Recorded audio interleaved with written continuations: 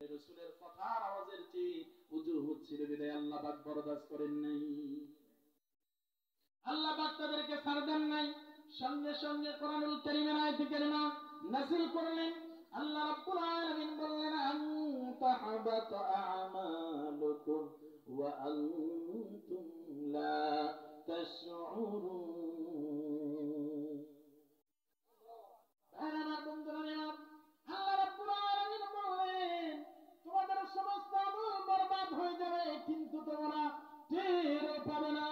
বলুন না সুবহানাল্লাহ। তোমাদের সমস্ত আমল বরবাদ হয়ে যাবে, রাসূলের সাথে যদি একটু বেয়াদবি হয়ে যায়, ভাইরা আমার বন্ধুরা আমার, এমন ভাবে বরবাদ হবে তোমরা বুঝতেও পারবে না। সুবহানাল্লাহ।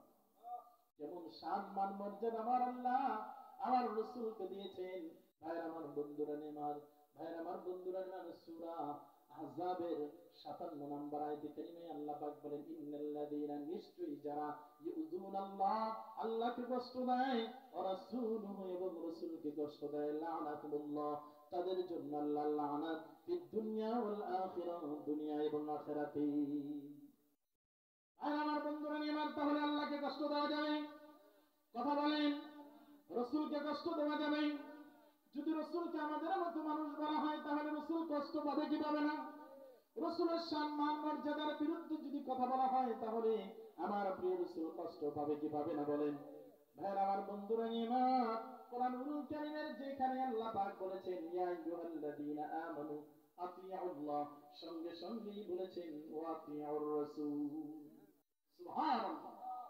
ভাইরা আমার বন্ধুরা আমার, আল্লাহ পাক বললেন, ইয়া আইয়ুহাল্লাযীনা আমানু, হে ঈমানদারগণ, আতিউল্লাহ, তোমরা আমি আল্লাহ ইতাআত করো, আনুগত্য করো, আতিউর রাসূল, এবং আমার প্রিয় রাসূলের আনুগত্য করো।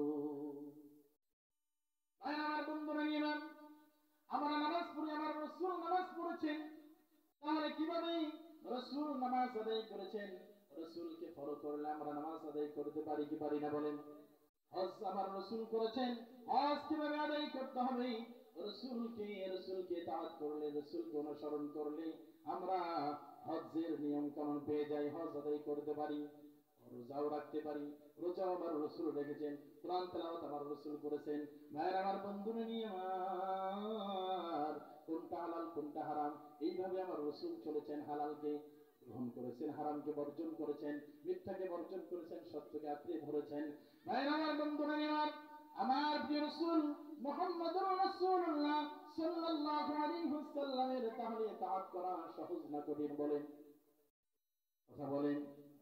আমার আল্লাহকে যদি এখন আতিউল্লাহ, আল্লাহ পাক বলেছেন, আল্লাহকে যদি অনুসরণ করতে যান, আমার রাসূল নামাজ পড়েন। কথা বলেন। আমার রাসূল নামাজ পড়ে? আমার আল্লাহ নামাজ পড়ে?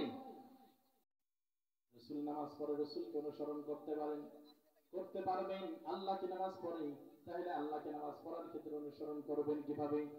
রোজা আবার আল্লাহকে রাখেন, তাহলে রোজা রাখার ক্ষেত্রে আল্লাহকে অনুসরণ করবেন কিভাবে? যাকাত কি আল্লাহ দেয়, যাকাত দিতে গিয়ে আল্লাহকে অনুসরণ ইত্তেবা করবেন কিভাবে? আল্লাহর হাবিব মুহাম্মদ সাল্লাল্লাহু আলাইহি ওয়াসাল্লামকে অনুসরণ করা সহজ। ভাইরা আমার বন্ধুরা আমার, তাহলে আল্লাহকে অনুসরণ করবেন কিভাবে? আল্লাহকে অনুসরণ করতে আল্লাহ রাব্বুল আলামিন শিখিয়ে দিয়েছেন। আয়াতের ব্যাখ্যায় আরেকটা আয়াত আল্লাহ পাক নাযিল করেছেন, মান ইউতি'র রাসূল ফাকাদ আতা আল্লাহ। বলুন না সুবহানাল্লাহ। আমার বন্ধুরা, আল্লাহ রাব্বুল আলামিন বলেন, হে আমার বান্দা বান্দীরা, তোমরা যদি আমার রাসূল মুহাম্মদ সাল্লাল্লাহু আলাইহি ওয়াসাল্লামের ইতাআত করো, অনুসরণ করো, তাহলে আমি আল্লাহর অনুসরণ হয়ে যাবে। রাসূলের অনুসরণ করলে আল্লাহর অনুসরণ হয়ে যাবে। সুবহানাল্লাহ, সুবহানাল্লাহ। তাহলে রাসূলকে যদি সাধারণ বলেন, আল্লাহ পাক রাসূলকে অনুসরণ করতে বলেছেন, ঠিক কিনা বলেন? আর সাধারণকে আল্লাহ পাক অনুসরণ করতে নিষেধ করেছেন। এটা আল্লাহ কোরআন সূরা মুমিনুন আয়াত নাম্বার 34। আল্লাহ পাক বলেন, ওয়ালা ইন আতা'তুম বাশারাম মিসলাকুম ইন্নাকুম ইদাল্লা খাসিরুন। আর যদি তোমরা তোমাদের মতো একজন সাধারণ মানুষের আনুগত্য করো, ইত্তেবা করো, অনুসরণ করো, তাহলে ইন্নাকুম ইদাল্লা খাসিরুন, তাহলে তোমরা ক্ষতিগ্রস্ত হয়ে যাবে। বলেন না নাউযুবিল্লাহ। তোমরা কি হবে? ক্ষতিগ্রস্ত হবে, তাহলে আমার রসুলকে সাধারণ মানুষকে অনুসরণ করলে ক্ষতিগ্রস্ত হবে, জাহান্নামী হবে। আল্লাহ পাকের কথা, কার কথা? আল্লাহ কোরআনুল কারীমের কথা। তাহলে রসুলকে সাধারণ কথা বলেন? রসুলকে আমার আল্লাহ অনুসরণ করতে বলেছেন কিনা কোরআনে? বলেন। এই রসুলকে সাধারণ বলার সুযোগ আছে? সাধারণ বললে ঈমান থাকবে? ঈমান চলে যাবে। ঈমান তো আমার রসুলের মুহাব্বত। সুবহানাল্লাহ।